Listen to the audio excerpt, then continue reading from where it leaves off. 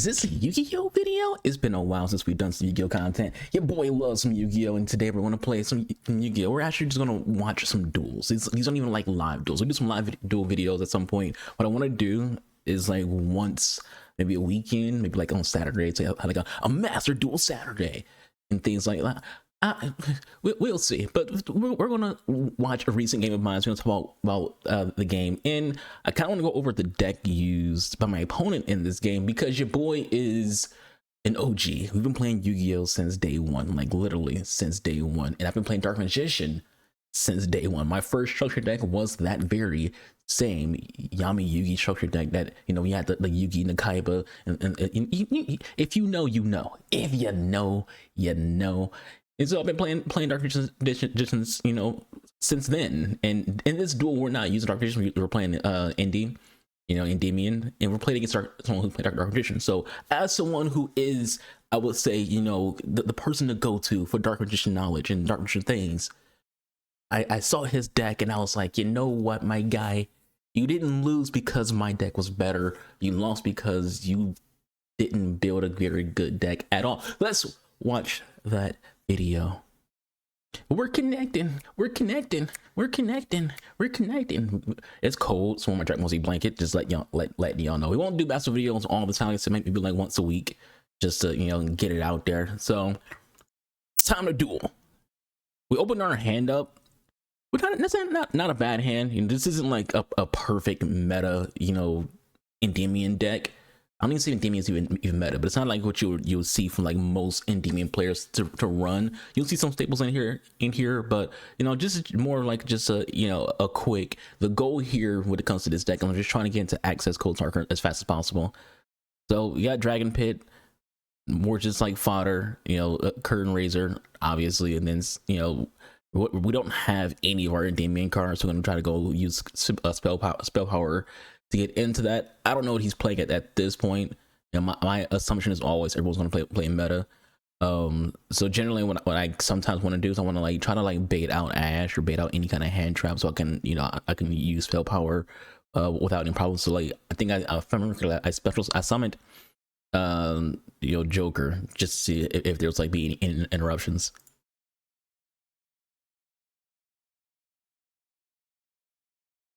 No interruptions. We can get our Harness Magician. We're good. No interruptions. We're going to go ahead and get Servant. Just start getting those scales going. I said my goal with this deck is to kind of just go into access Cold Tarker as well as just have Endymion on the board, you know, because you want those negates. So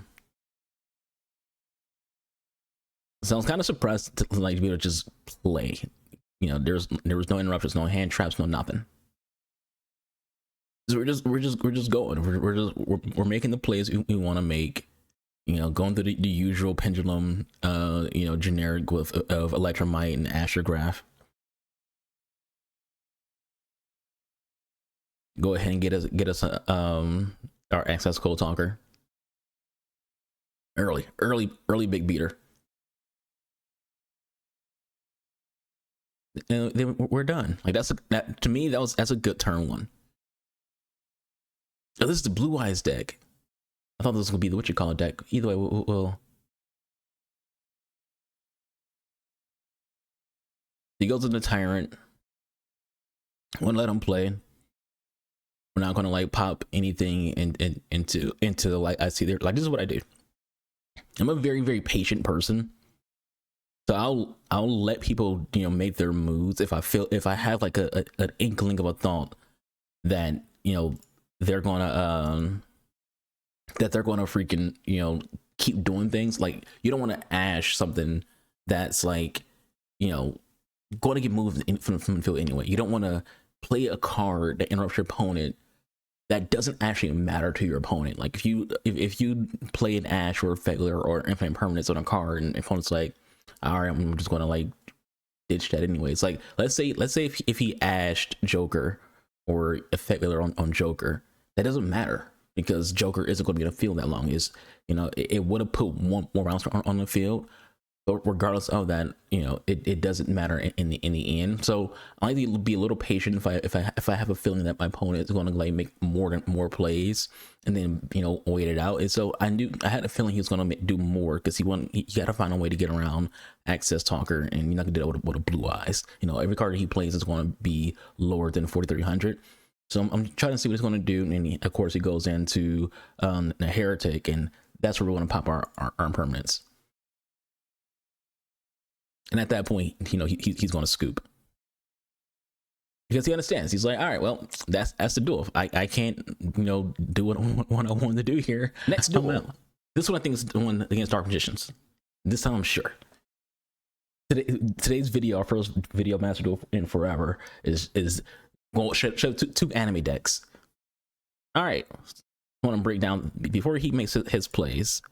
We got a decent hand. I am going to misplay here, because I was kind of hoping that there'll be more done here. Max C in general isn't very good against magician decks, because generally it's only playing Dark Magician. They're not going into special summons until they have Soul and Circle on the field. And if Soul and Circle on the field, you're already kind of in danger unless you have something to target back row. So, you basically are going to be like holding on to Max C until, you start seeing the actual plays pop off. During first turn against Dark Magician, you don't really want to play Max C. I've had a lot of duels climbing the rank ladder when I am playing my Dark Magician deck, where people will Max C me, and I'm just like, I don't care. It's turn one. I'm just going to freaking play freaking Rod or Illusion Magician and, get some back row down, and then end my turn. You're not doing anything. So it's like, hey, I don't know what you think you're about to do. This isn't me ignoring the Max C challenge. No, there's literally nothing, no other place that's going to be getting made this turn, because it's turn one Dark Magician. There isn't anything to do unless I'm like, let's get like a crazy good hand and going to pop off with a bunch of stuff, which is a rarity with Dark Magician. You kind of like, I've done Dogmatic, where I play the Dogmatic virtual. So I use her effect. They'll pop Max C. I'll put down the Dogmatic trap cards and end my turn. It's like, huh? You Max C that? All right. Anyways, so he plays Rod. For those who don't play the Dark Magician, Rod basically is like your searcher for Circle. You play a Rod, you grab Circle. It's simple. I've had people who would Ash Rod, which isn't a bad idea. Ashing Rod isn't a bad idea if your opponent hand doesn't already have a Circle in it. So if you Ash Rod, then you literally prevent a Dark Magician player from being able to like go into their most important combos immediately, because you want Circle on the field as soon as possible and as often as possible, so you can get those banish offs. So my hand, we got Max C, which is gonna be pretty much useless. Got Curtain Raiser, got Harmonized Magician, we got Lord Darkness, and we got Duelist Alliance. Lord Darkness, we're going to use that pretty much as we might. I wonder if let's watch a video. I'm thinking about what I did here.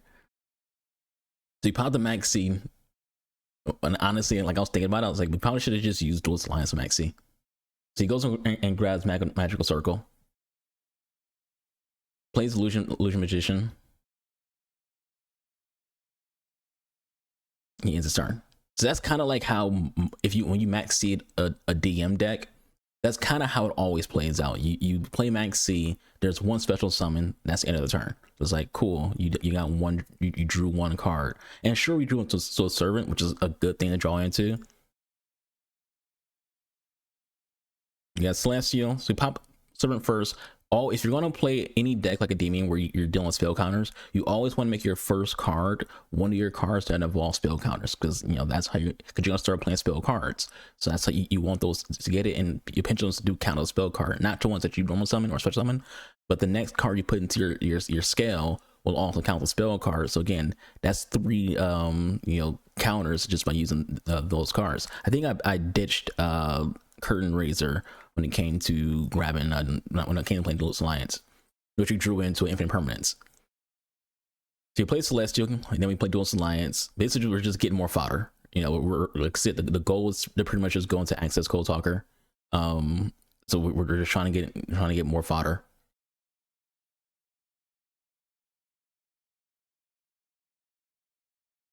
Harmonizing gets us our pretty much our Garnet. Going to Electromite. I kind of misplayed here. I should have freaking yeah, all right, I did. This is what's supposed to do. There's a duel I had before where I misplayed, where I ditched Servant before I popped her effect. Popping her effect makes me get a Endyimon out. So we got Endyimon out. We're making the big board. The guy is not terrified at all. He's playing Dark Magicians. So you play Dark Magicians, you don't really have a lot of fear when someone's making a big board and you have Soul. He has a face down card. I know it's Soul. I ain't played Dark Magicians. I know if he hasn't scoot when I'm going through these plays, it's because he has Soul. He's going to rely on playing Soul and then and basically just banishing Endymion and then get another Dark Magician on the field, banish Astrograph. So like that's the confidence with Magician decks. You have the confidence that you could target a card and banish it. The only time where you're like, well, I'm fucked, is if you're playing against a deck where you know that the card can't be targeted in terms of like using those effects of banishing, or if your opponent you actually hits your back row. I got full confidence though. I've never lost to Dark Magician deck because I know the deck like the back of my hand. I know exactly what to target and know exactly what to get rid of. And in this duel, that's pretty much what we're gonna do. We're going to freaking target Soul. Because I know it's there. I know he has Soul. It's just a guarantee. In the duel, I knew he had a Soul. And I know I can get around it. So we go into our Astrograph, Access Cold Talker. And we're going to use Access Cold Talker to get rid of Soul. For those who don't know what Access Cold Talker does, Access Cold Talker, you banish a Link monster and you can, pretty much pick any card on the field and tell it bye-bye. Some people would choose Circle. I'll explain later, and when it comes to looking at his deck list, why you don't want to choose Circle in a situation.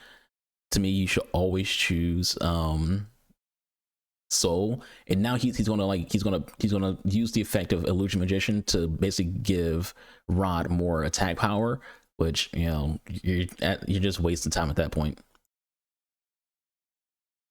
He's not gonna have no attack power to like survive the Cold Talker. So in my turn, he still has a little bit of faith that he can pull this back in, because you play DMs, you think you got a chance. He scolds Servants into another Soul, and then he scoot because he recognized, that's not gonna be enough. So in that moment, what I would have did, I don't know what his hand was, so he might not have had anything in his hand that would have facilitated getting a Dark Magician on the field. But that's kind of like why you want to have a better deck. You want to have a deck that can help you prevent your opponent from actually popping off. That's why people run other engines, not engines. People run other card types in their deck. So you might see a Dogmatic in a Dark Magician deck because you need these other cards that can prevent your opponent from building big boards. So you can actually keep your cards on the field and go through your plays. He's running a Magic Karibo. I don't think I've ever seen anyone run Magic Karibo. Just running two of those. I've never put Magic Karibo in my deck. If you run generally feel like if you're running other than Link Karibo, if you're running any kind of Karibos, and you're kind of just playing a little scared your deck, and as someone who literally mains Dark Magician decks, you don't really want to have any bloat in your deck, and this deck just seems a little bloated. If you have a bloat in your deck in general, anime decks brick a lot. So, you're just increasing the chance of you bricking when it comes to you having like bloat. Well, you don't want to run 3 illusions. Usually you just run 1 illusion, and you might run 1 Dark Magician Girl, or don't run 1 at all. So you kind of like just choose which one you want to run 1 of. You don't use the other at all, unless you really want to get into like, your extra deck, which generally I feel like you don't actually want to get into extra deck unless you're going into, Dragon Knight or Dark Magicians, which you don't need 3 of Illusion Magicians and a Dark Magician Girl to get into that. You can just get into that with pretty much having a Dark Magician and any spellcaster. Running Mahad, no one runs Mahad. Again, just kind of just overdoing a little bit. You kind of like only want to run him if you're gonna basically rely on his effect. Illusions I've noticed is when it comes to like Dark Magician decks is kind of a toss up. Either you run 1 or you run 2. I've seen some in 3, but either you run 1 or you run 2. You kind of like want to combo that with any of your trap cards to pop the circle. He didn't see it at all. He wasn't going to see it at all because he ran one. To my eyes, unless you're really trying to go into Amulet Dragon, you know, like I said, if you're really trying to play into your extra deck, then sure. But you don't want to have to see it again. It's just more bloat. This deck, as good as it is when it comes to Dark Magician, it's not this deck in itself. You kind of want to have, if you want to have other cards that's not Dark Magician itself and, you know, Soul, then you want something that can actually help the deck. You know, like back in the day, it was the Wind Witch engine, so you can get into Clear Wings, so you can even have negates, because the deck outside of navigation doesn't have any negates. So like I run Dogmatic because I think it makes the deck fun. So I don't run this. Just in Chaos and Illusion of Chaos. If your goal is to get into one of these, then sure. If your goal isn't to get to one of these, then it's just bloat. Same thing comes to like Magic Curtain. Magic Curtain, you're basically telling yourself that you have no faith in drawing Dark Magician. It's like you need like that desperate last grasp to get it. And like you would hope that with 3 souls, with 3 rods, you know, running 3 Illusion Magicians, you will be able to be able to draw Dark Magician. You know, and if you draw it, then you play it through Soul and through Navigation, as well as through Soul Servant. Swords of Veil Light, again, this seems like this deck's just playing more of like a afraid kind of like stats. Like you're not being aggressive with Dark Magician, you're being scared of Dark Magician because you're like, all right, this deck breaks. I need the ability to like prevent my opponent from attacking me for 3 turns. It's like, this is modern Yu-Gi-Oh! People are gonna freaking just get rid of it. Like everyone's running backward destruction. So it's not. This isn't going to help you out. 2 itemize, again, not necessary at all. Ritual Arts, again, if your goal is to get into your ritual card, sure. Magician's Combination, no one plays that. Dark Renewal, no one plays that. Hell, even Navigation, I use 1 Navigation if I feel like I'm dealing with a lot of cards on 1 negate. I use Navigation for its negate, not for its actual effect of like get Dark Vision on the field. So, you know, it's a side deck card in my opinion.